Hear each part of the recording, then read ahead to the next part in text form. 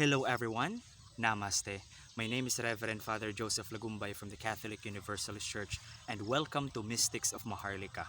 Now for today's video, makikilala natin ang isang New Age spiritual visionary na napaka-talented at napaka-gifted at malalaman din natin ang kanyang mga spiritual experiences at paano niya ito ginamit nang sa ganun matulungan ang kanyang sarili na mag-heal at paano niya rin ito ginamit para tulungan ang iba. Now this is very interesting because our guest for today has experienced being abducted by extraterrestrials. Now I know this sounds a bit cringy, but please keep an open mind and an open heart nang sa ganun mas maintindihan natin ang kanyang spiritual path. Alright? Now if this is your first time watching my video, please click the like button and also please don't forget to hit the subscribe button and ring the notification bell nang sa ganun when I post videos like this, you will be one of the first few people who will be able to see it. Alright? So without further ado, intro.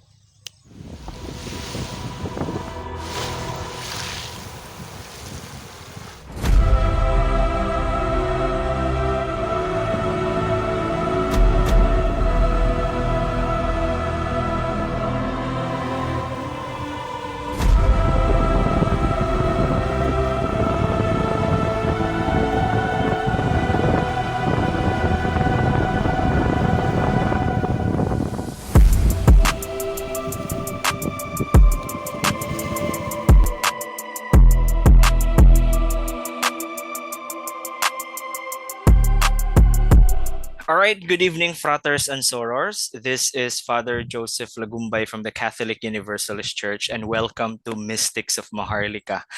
Now, today, we are so blessed to have here with us Miss Inanna Ree. She is a spiritual coach and a spiritual mentor, and yeah, she has a lot to share with us today.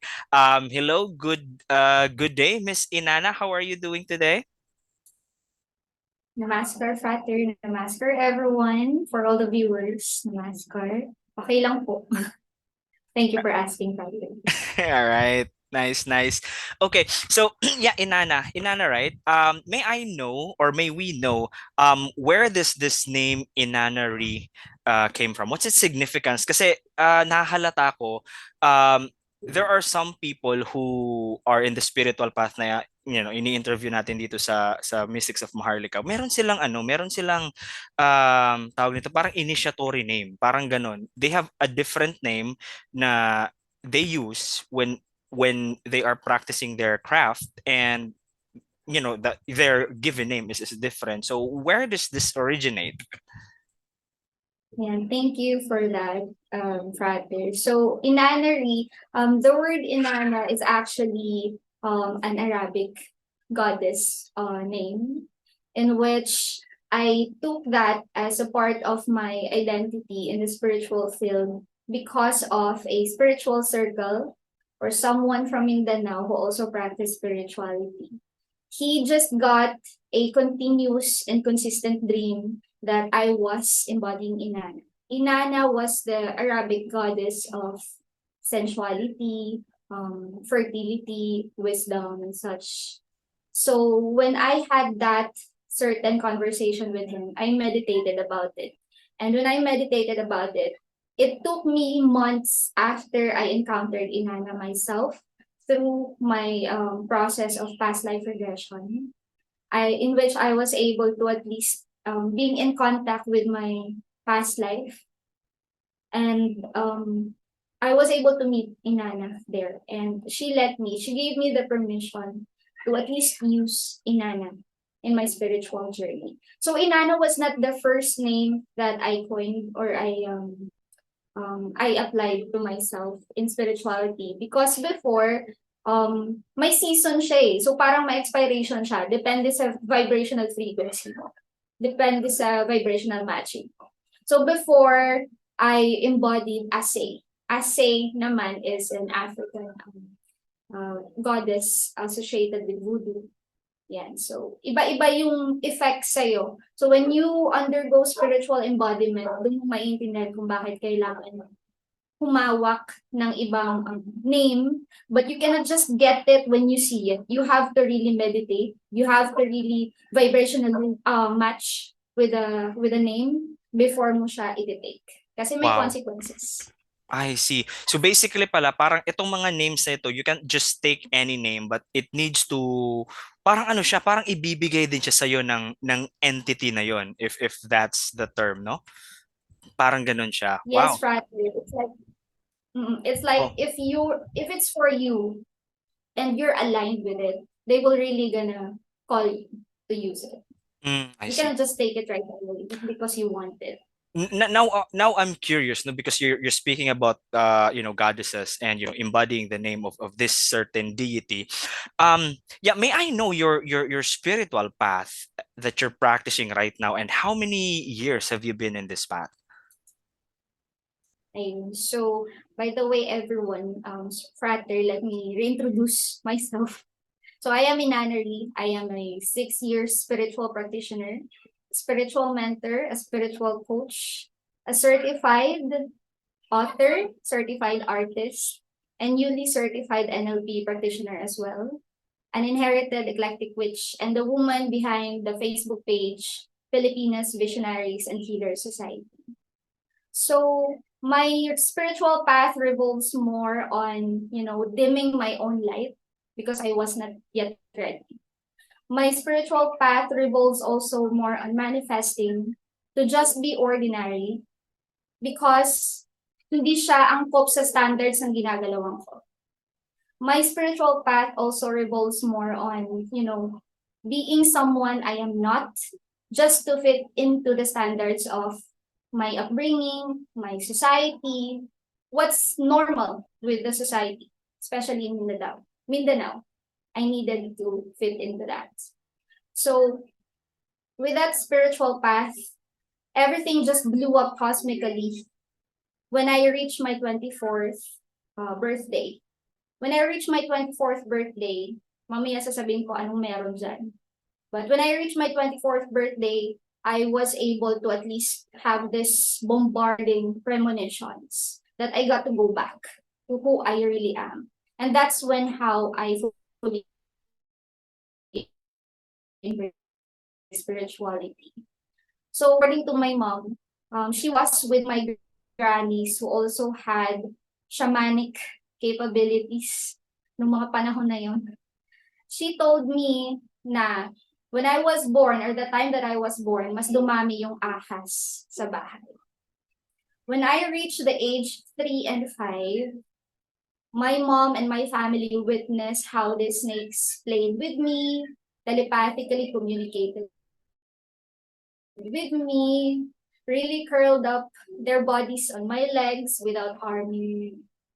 Kaya lang, due to my mom's panic and nervousness, napatay na yung dalawang ahas on different timeline, different ages. So the last snake that she was able to kill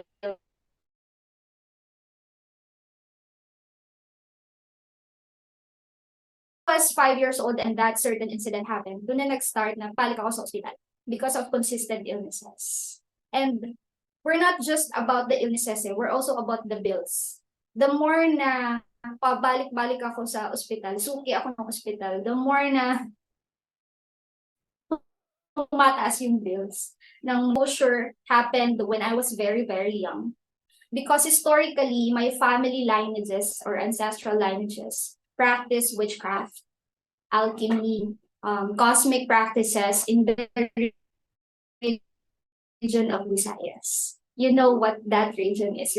I'm sure some are familiar with the society. My ancestors decide, leave or at least bury their practices or field through memories, and then they decided to migrate to Mindanao. When they migrated to Mindanao, they became devotees, really conservative devotees of a religious belief system, which is rampant in some areas in Mindanao. So at age 11 years old, I was not aware already that I was doing witchcraft and manifestation to other people. And at age 13, I was not aware that I was already having this clair activations. My claircognizance and clairvoyance were highly activated. And I was able to have my first premonition at age 13. So my first premonition revolves more on, having this vision via dream state of this family friend of ours who's about to die few days after that vision. This family friend of ours, wala siyang pinakitang any signs na mamamatay siya, may sakit siya, may unhealthy lifestyle siya, and such. And then, within that premonition, I was able to open that up to my religion teacher because I thought she has all the answers. And when I opened it up to my religion teacher, she laughed so hard in her office to the point na kumuha siya ng maliit na mineral water to calm her. And that's when she told me, anak, you're a daughter of a demon because of your capabilities. Your capabilities are not normal. The reason why you have those capabilities is because you are cursed. You need to repent because you might be a very high sinner or whatever. Yung sobrang sinner daw ako. So, aside from that, I took it personally because I was like, why do you have to say that I am that? Why do you have to discriminate me because of that? All those kinds of questions. And then next day, my classmates just threw their bullying on me that I was weird and all that. So, yun yung ginalawan kong mundo during those age. I was really bullied. I was weird and crazy and such. And even my religion teacher discriminated me because of that name labeling that I was a daughter of a demon. So, moving forward, despite that events, sumali pa rin ako sa mga poster making contest, mga musical contest, kasi gusto kong mabilang eh. However, even the judges really saw the different side of me, especially for the arts, for the poster making contest. My arts, according to the judges, were really out of theme. Hindi ako sumusunod sa theme. Pangalawa, yung art ko daw, hindi daw para sa age ko. That's why I never won poster making contest. Second, I joined musical contest, kumakanta. I was able to sing the standard song, but according to the judges, they couldn't feel me connecting to the song. My connection was more of humming. My connection to music was more of the alam niyo po yung chirping ng birds, yung sound ng lashes ng wind kapag tumatama siya sa leaves, yung sound ng storm or hangin kapag may parating na storm, doon ako mas connected. So, even the competitors of those competitions told me na hindi ka para dito. Hindi ka dito. Huwag ka dito. Yung ganong klaseng discrimination. So, with that event, with those sort of very influential events, life-changing events sa akin, I really had the urge to ask the Omnisource. I didn't know why I had this idea of Omnisource already when I was still that age. I asked the Omnisource net, can you please just make me ordinary? I just wanted to belong. I just wanted to feel that I have a circle, I have a friend, I have a group of friends. I tried to fit, but it's not working. I don't know where should I belong. Can you please give me at least 6 years straight to be ordinary? I don't want these premonitions. I don't want these visions. I don't need all these gifts. I just want to be ordinary. And right away, like 2 days or 3 days after that, I was crying. I was pleading already to the source. While I was climbing in a rambutan tree sa bahay namin, I was really praying that way. That my mom gave us the news that we have to move from Mindanao to Manila. I was age 15 back during those times. So when we reached Manila, na yung naging start ng 6 years ko. Na ordinary talagang wala akong naging visions. Walang premonitions, as in wala lahat. I was very 3D persona. I was able to establish my 3D reality. I was very egoistic. I was very attached. Lahat ng blames, binibigay ko sa lahat. Lahat ng misfortunes ko, talagang yung iba yung may kasalanan. Okay? Yung mga ganong tipo.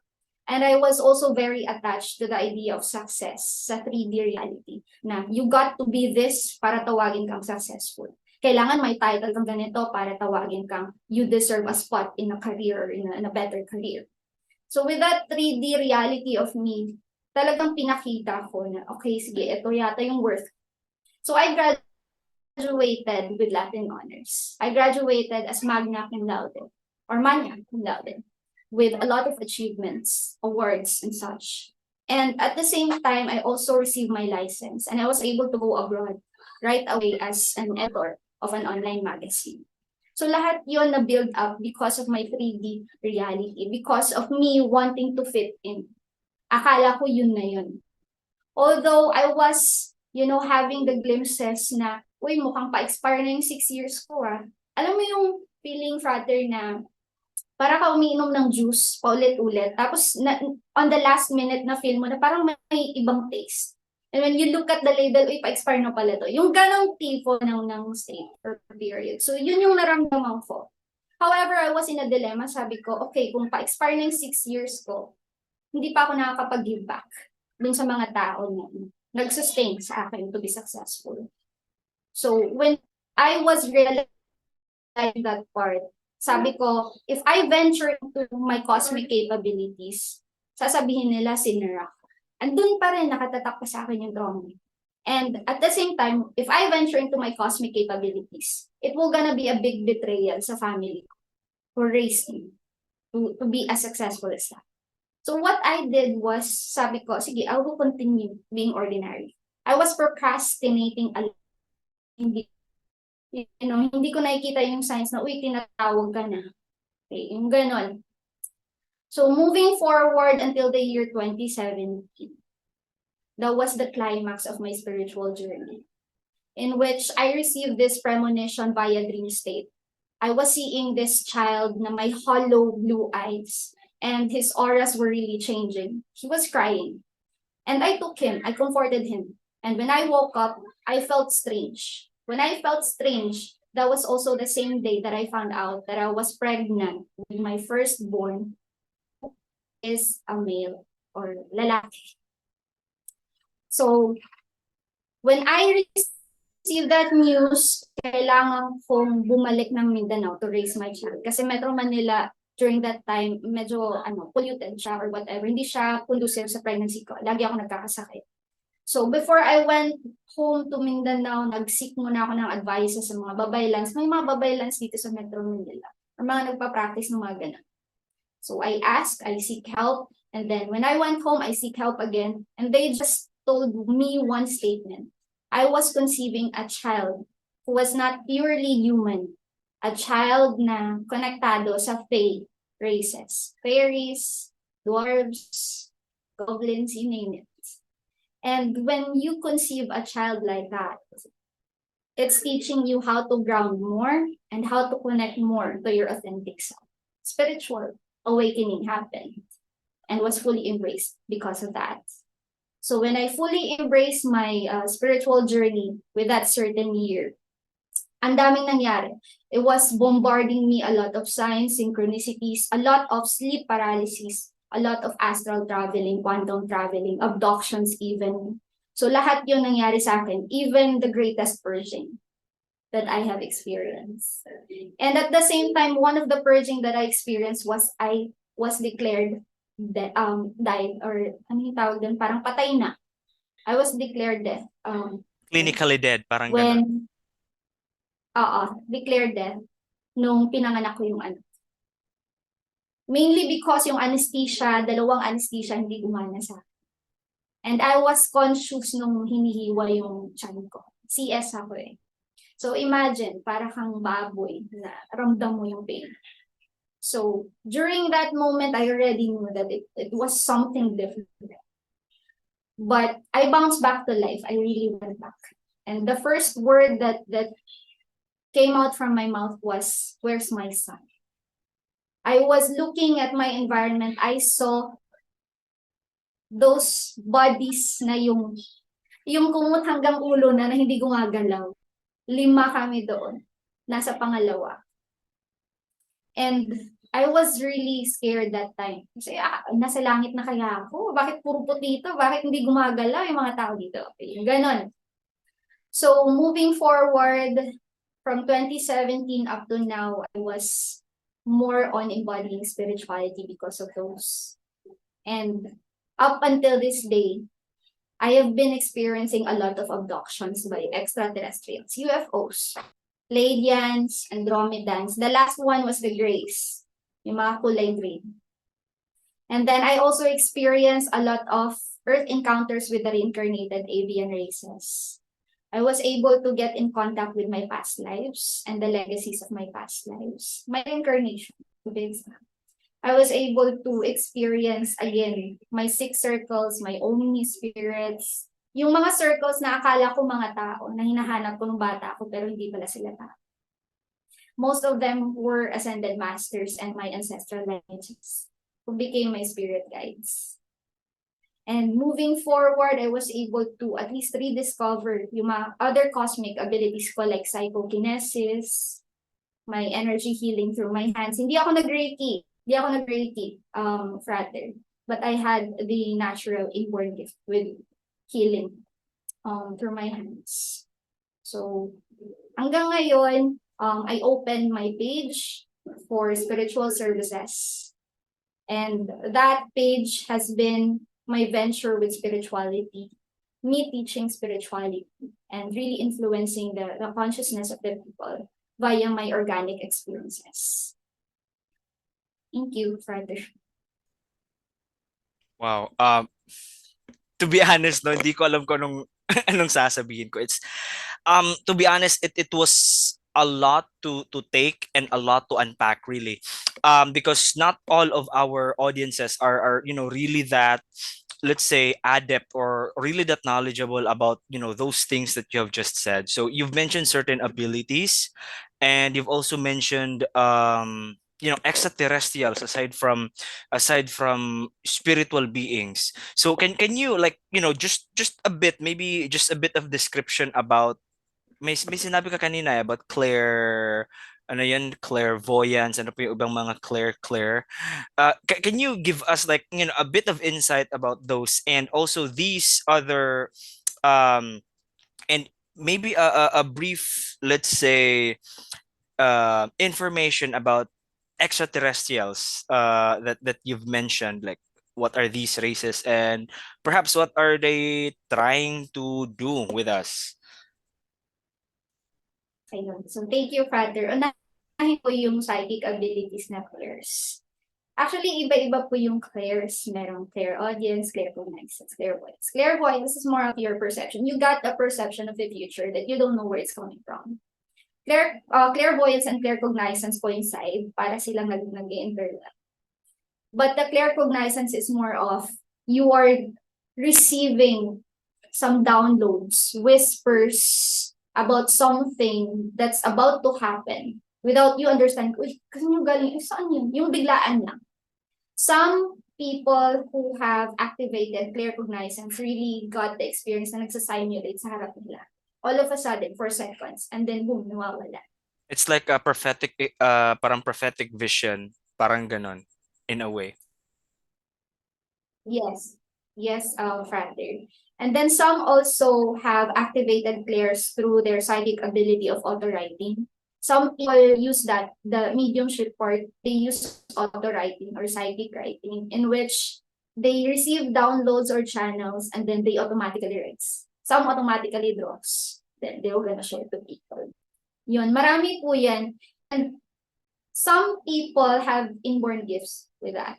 But through time, eventually siyang nawawala because of programming, pagkain, environment. But some people are being told to really tap again into that. Kasi yun yung meron sila. Based on their soul contract.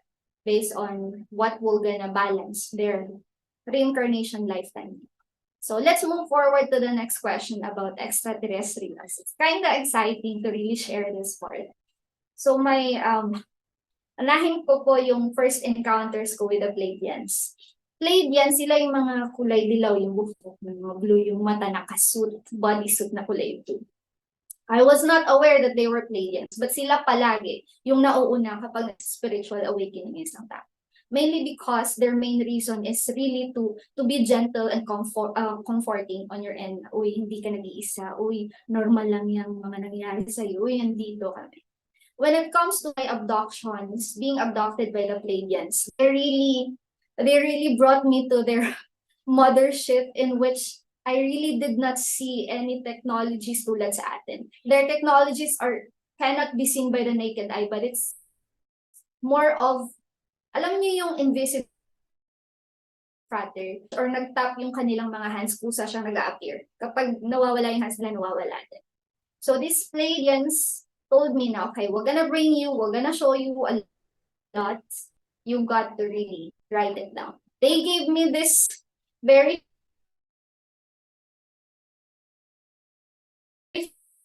funny thing sa akin. Mukha siyang tablet, parang. So when I was writing, I was not writing in alphabetical manner. I was writing in symbols. And I didn't know how did I get that. And then they put me back into my body again. And they kept on abducting me over and over again. Even Sorry to cut you off ha. So the abductions are hindi siya physical, it's more of the parang yung spirit, or how should I put that, the astral body, a part of your like soul is taken, or anong nangyayari doon pag ganun? there are two types of abductions, brother. Isa yung talagang physical body mo, yung nawawala. And then bumabalik ka. Yung isa naman is through your astral body. We have 5 spiritual bodies, or 5 different bodies. Isa na doon yung astral body natin. So some extraterrestrials can only intervene with our lifetime through using our astral body. So with the Pleiadians, they use my astral body to really know something. Next is the Andromedans. So sa Andromedans, they abducted me June 11, year 2020. Yun. So, natatawa ako, pero they are really very cosmic. Sobrang beautiful, very mermaid type yung katawan nila, yung skin nila. And when it comes to their sound are more of squeaking and telepathy. Squeaking like parang dolphin. And then telepathy, they do not talk like us. Sa Grace naman, yun yung encounter ko na I encountered the first word shaman doon sa Grace, na shaman daw ako. Pero ang alam ko kasi yung may shamanic abilities is yung grannies ko, hindi ako. So with the Grace, very maliliit talaga sila, frater. And when you touch their skin, it's like very elastic. Para kang nagtatouch ng rubber na hindi mo maintindihan. And with their short physique, sobrang lawak ng kaalaman nila that they tend to adjust their language na maintindihan mo. So with that certain abduction, it's more of me being needed there for implants, because they used to put implants a lot, since they are having this cosmic war with the other races. Yun. I see, And I see. then, So, I'm sorry for so parang ganito, no, based on what you are telling me right now, that these different races, kumbaga, some of them are benevolent, some are not. Like some are, you know, at war with the other races. Now, my question is kasi etong sinasabi mo, if extraterrestrials are true, so could this mean that maybe those let's say angelic experiences in the past, now yan naman yung mga experiences ng mga prophets and maybe the shamans, I mean different prophets, or let's say different holy men all over the world, yung tinatawag nilang angels, could this be like these extraterrestrials that you are talking about? I don't think angels are the same as extraterrestrials, frater. Because physically, when I encountered extraterrestrials, they're quite different. Second, when it comes to the consciousness level, extraterrestrials have different consciousness level than the angels. Angels are more of the 13th dimensional kasi, and higher. So they're not the same. I see. Yeah, but what I'm trying to say is that maybe no, maybe not all, but maybe some of those, let's say, experiences of, let's say, holy men in the past, maybe they were parang they thought it was an angel, but maybe they were having let's say a communication with these extraterrestrial beings, just a guess, or just based on what you're saying, kasi Mm. um baka nga no, baka may mga ganun ding mga experiences yung mga spiritual practitioners in the past na akala nila nakakita sila ng anghel because they don't have, let's say, anything to describe that, and because they see that these beings are glowing and stuff. Who knows? Yes, Father. That's I just ano. agree. That's Just, what happened with Atlantis and Egypt. Kala nila, and yun. wow. But some just extraterrestrials. That's very So interesting, no? I Kasi don't, yeah. yeah, I'm sorry. I was just saying that it's very interesting because if this is true, then these beings, these could be advanced civilizations from other, let's say, planets or dimensions. They could have been helping us in the past to build our society, 'di ba? That's ano. Now this is really interesting, and I know a lot of people would raise their eyebrows if they will be hearing this. Pero eto naman, sa experiences mo, no, hindi naman kontra yung mga parents mo or your family about this. Di naman. I mean, how did they take this? Or and how are you like taking this? Like how did they take it and how are you reacting to their reaction to this? Actually, it's quite normal na mapangiti sa tanong na yan, Frater. But ito rin yung isa sa mga perks and at the same time challenges kapag ka nagmula ka sa pamilya who does witchcraft a lot in the past. Kasi even if you don't, like, we don't verbally need confirmations. Just by our energy, even if we're miles apart, we already knew what's up. They already knew what I'm doing. And in my family line just right now, only the two of us, me and my elder sister, who's really into spirituality. And the rest, they're more of their path, religious path. So when they found out that I was doing this, nothing changed. It's just the same still. Mm. So, yun. So, Miss Inana, eto po, in your spiritual path right now, I know na there's, a lot of, um, let's say, questions, no, from other people about your path. Alam ko din na this is not easy. This is not easy kasi 'di ba sasabihan kang baliw, pagtatawanan ka, you will be discriminated and all. Can you share with us what were your, let's say, breakdowns or the lowest moments in your spiritual journey and also your breakthroughs if you have experienced breakthroughs in this spiritual journey? Ayun. Thank you, Frater, for that. So sa breakdowns in my spiritual journey, I have three to be exact that I could share. First is getting into the rabbit hole of the unknown alone. I did not have any mentors when I underwent this. I only had my direct source contact. Second was more of transmuting my baggages, my 3D reality into my benefit, which really takes time. It takes years for me to be able to successfully surpass that. And then third was when I was deprogramming my 3D reality, my limited thoughts, my limited beliefs to really fit into the existence of my authentic self, which was a lot. Like, ang dami kong programmings before na akala ko yun na ako, yung pala hindi pa. Akala ko enough na, yung pala hindi ako yun. Okay, it's out from my ego. Hindi pala yung base sa totoong ako. So, ganun. And through these breakdowns, I was able to fully savor my solitude. Savoring solitude is one of the best parang bounce back sa mga breakdowns na naranasan ko. Because through this solitude, which the tarot readers call it the hermit mode, yan, you'll be able to really silence your system and really more of listening to the outside force. Really becoming one with them without thinking that you have this body, you have this, you have that.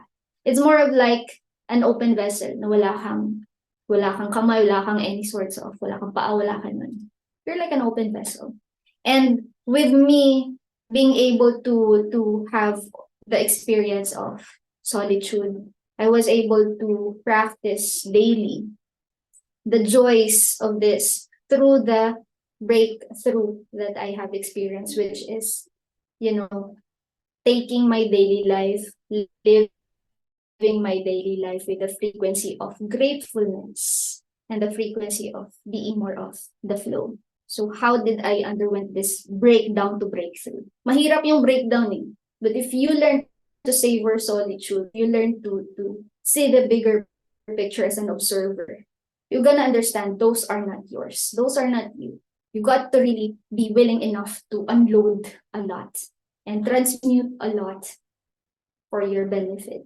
That's when I was able to, live with a frequency of gratefulness. Mahirap maging grateful kung puro problema nararanasan mo. Given the fact, mahirap maging grateful kung puro misfortunes ang nararanasan mo sa buhay mo.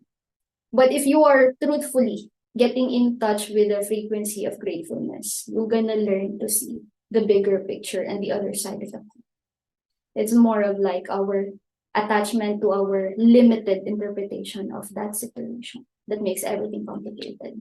And with that frequency of gratefulness, dun ko mas na-appreciate yung being more of the flow, being more of detached. Paano ko ginagawa yung detachment of, or more of the flow?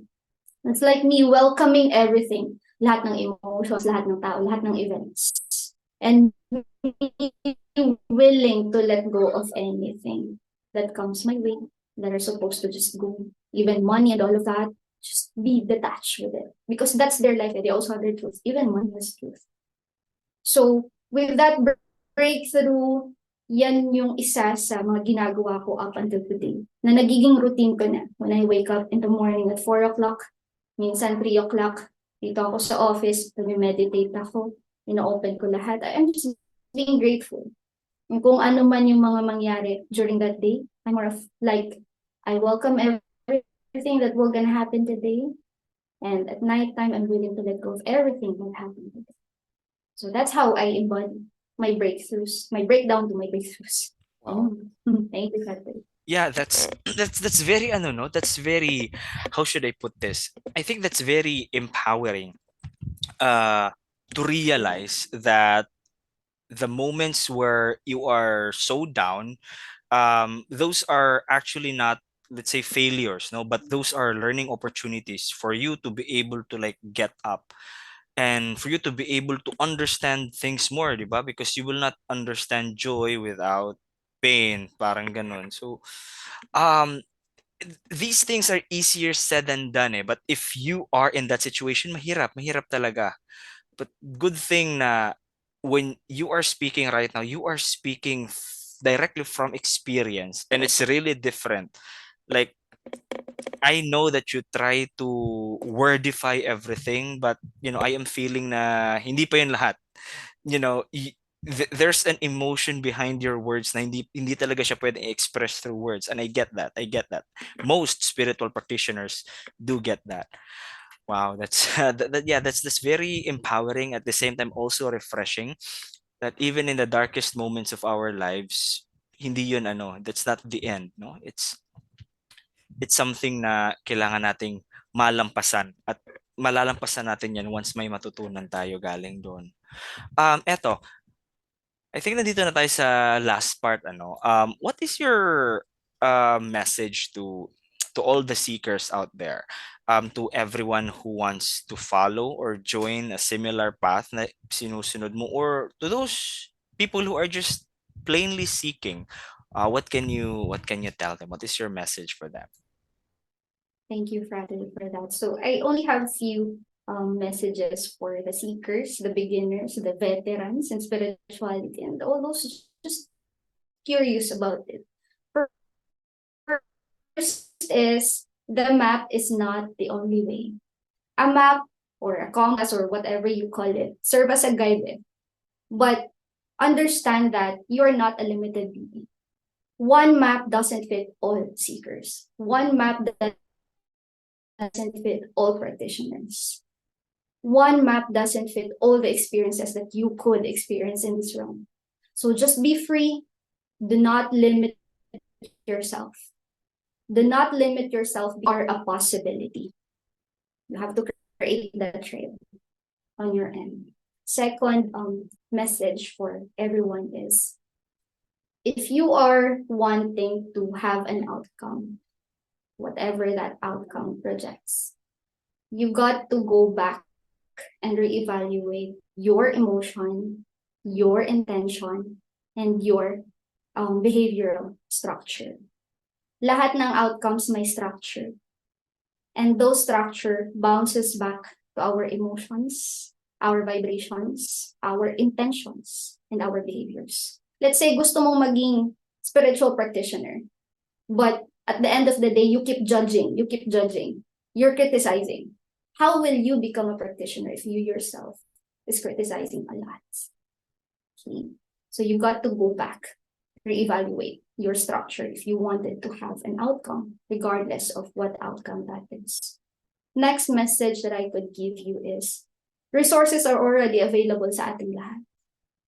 What we need to do is vibrational matching. Ito yung isa sa mga turo sa akin when I was abducted by extraterrestrials. Wala silang pake kung ano ka, ano itsura mo, anong meron ka. May pake sila sa vibrational matching. Hindi ka nila basta-basta i-abduct kung hindi ka vibrationally match sa gusto nilang mangyari. So vibrational matching is very important. So if you wanted something, or if you want to experience something,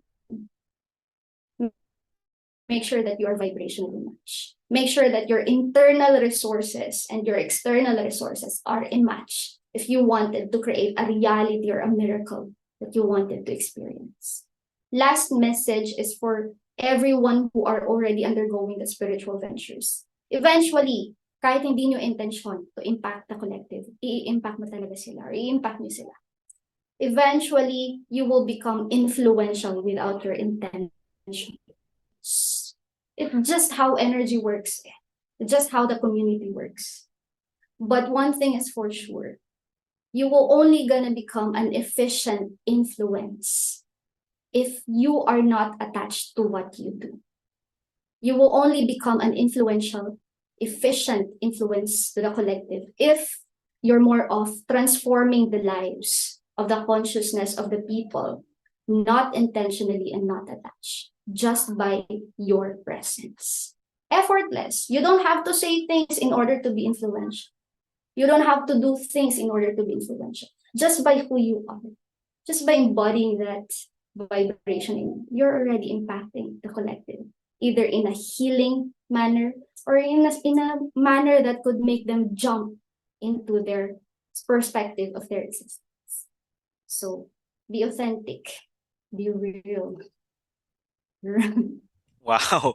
Yeah, I think that's really one of the messages na I think kailangan marinig lang lahat, ano. Um kasi a lot of us, no, maybe a lot of seekers who are still new in the spiritual path or in the spiritual journey, alam mo yun, once kapag baguhan ka sa spiritual path, eh there's this urge or this feeling kasi nandun yung ego mo eh. There's this urge or this feeling to become a master immediately. So, you know, a lot of people like do crazy stuff just para mapansin or whatnot. But yun nga, hindi natin namamalaya na yeah, it's our ego that's driving it. And you know, we tend to say things that are not meant to be said. I mean, there are good things that are good to be heard, but there's a right place and right time for that. So I know, be authentic talaga. It hits different, no? Just to be authentic in the spiritual path. It does you that if you're really not that pious, if you're not really that good, if you're not really that kind, don't force yourself to be that kind of person.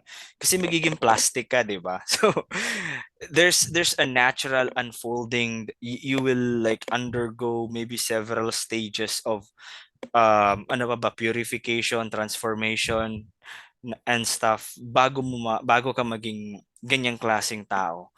Di yun pwede na okay, gusto ko maging ganito ako agad. Hindi eh. So I think that message is really powerful to end this session. No? Just be authentic, be yourself, like speak your truth, di ba? It's if it's for you, then it's for you. If the message that I'm saying resonates with you, then di ba? Wow. Yeah. Anyway, Miss Inanay, you mentioned earlier that you are an artist and you're also an author. So, do you have your art there? Art, ano yung mga painting mo? May pinakita ka kanina, your book and your Yes. paintings. All right, can you show them to Yes, us, Catherine. please? So, this is my published book. This is just the first series. It was sold out already. So Wow. this is The Power of E by um and then the page is also here. So this is just the series one. This is The Power of E, or Power of Embodiment. So it's more of a spiritual journey.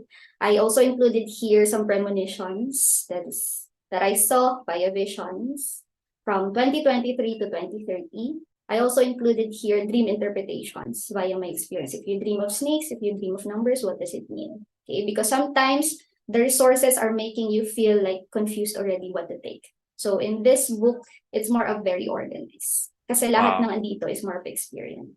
If Um, you wish na, yeah, where can we get that? Where can we get that? so if you wish to get a copy for our batch 3, for this, you could be pa sa aming page, Filipinas Visionaries and Healer Society. We have Facebook page for that. Search nyo lang kami. Wow. So, yun. All And right, so then, okay, so yung ayun. link mo, no, yung link mo lalagay ko lang sa description sa baba para maklik nila, para maano nila, ma-search na rin yung page mo. All right? Sige, Kate. Thank you Uh, po. okay. And then we also have our own design tarot cards. There's DTI Wow. permit for that. So all the crafts that we made have legal documents in it. So it's more of tarot cards for self-love spells. There are spells here that are being used by the ancestors of the um, Nordic past life that we have. So, dito siya. Mga spells to, so it's not for everyone, I but it's see. into witchcraft Pwede bang if ano, you're more into. pwede ba namin makita yung loob kahit ano lang, ilang piece lang or bawal? Or, pwede naman, brother. So, when you receive this, may ibang amoy siya. Amoy siya ng, it's addicting, kumbaga. So, ganito po siya. Mga spells po lahat yan, back to back. So, good luck. Oh, May mga ibang languages dyan. So, okay. Mm-mm. I the see. link will be provided by Frater. And so for Yes. now, we are working already on our second book to be released soon, Mm-mm. perhaps this quarter. So we're still working with it. So when it Wow. comes naman po sa aming painting and artist, so ito yung first painting ko. I don't know if you could feel something while looking at it. Yeah. So this is a channeled painting from the goddess of Lemuria. So there's a scientific explanation about healing when it comes to art. So with this painting, it's more of like I'm channeling some healing codes directly from the goddess. And then last, dami ko namang ano. Ito po is for shipment to Mindanao. This is my latest Oh, I see. painting. Yeah. Ano, The may pattern, nakabili dyan? May nakabili na dyan? yes po, Prater. May nakabili na po nito. Pero I could paint, pero ibang channeled message na po yun. So this is a drifting golden Pegasus. So para po ito sa mga, sa aming client na who experience loss of a partner and has to undergo the emotional Mm-mm. healing para makakontinue siya sa life niya. And then lastly, Transition. dami. Okay. So I really a very like I'm co-creating talaga.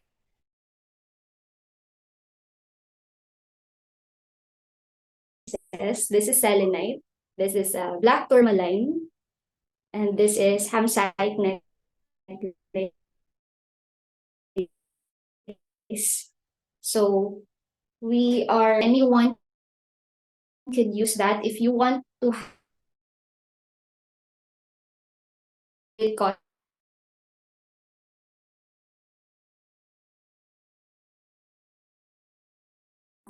we have the specific chain para sa to have a lower batch. Parang mas maliit na size, we could customize it for you. So those are my crafts. Wow. You could Ano check yun? out. I'm sorry kasi medyo you were cutting in and out earlier.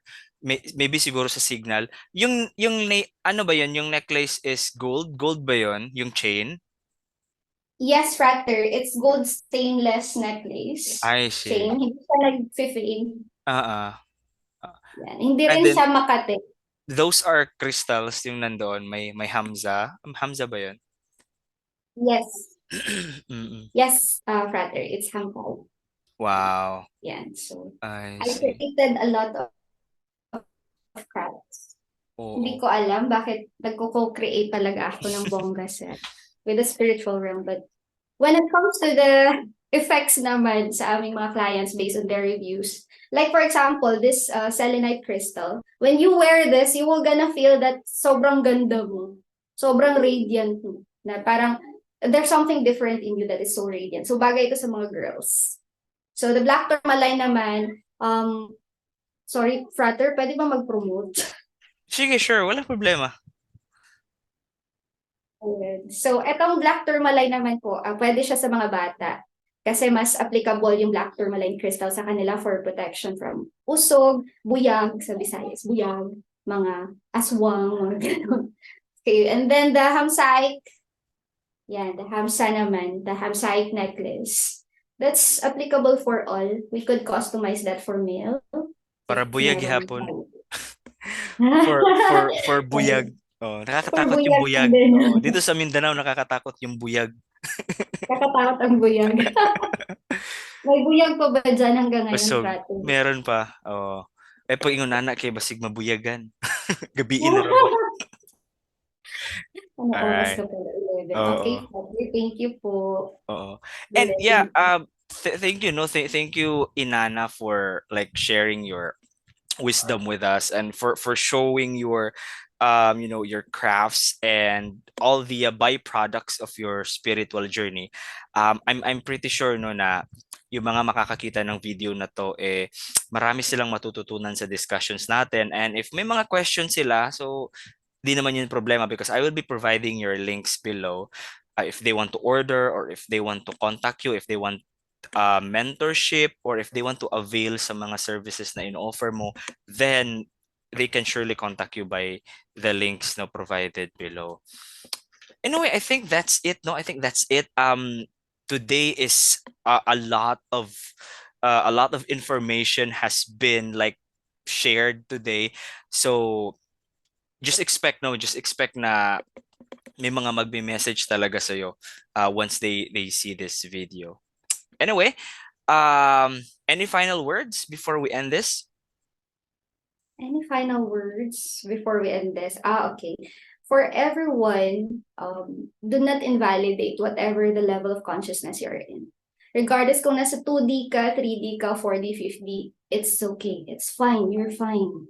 But the thing is, the main reason why you reincarnated is for you to grow and evolve. So you should not get stuck in your level of consciousness right now. You should learn how to ask for help, how to meditate, or how to find the solitude in you for you to find the missing link of the truth of your existence. So andito kami, mga practitioners. If you resonated with us, you could beep us anytime. But also, in order for us to help you, you should be willing as well to be of help. Thank you, Frater. All Master right. Paulo. All right, thank you so much. So, dear brothers and sisters, once again, thank you for joining with us today. Thank you, Miss Inana, for this time. That's it for the day. This has been Father Joseph saying Namaste. Thank you, Frater. Sa pag-uusap namin ni Miss Inana, marami akong na-realize. Different people has different spiritual experiences, and also different people has different interpretations of these experiences.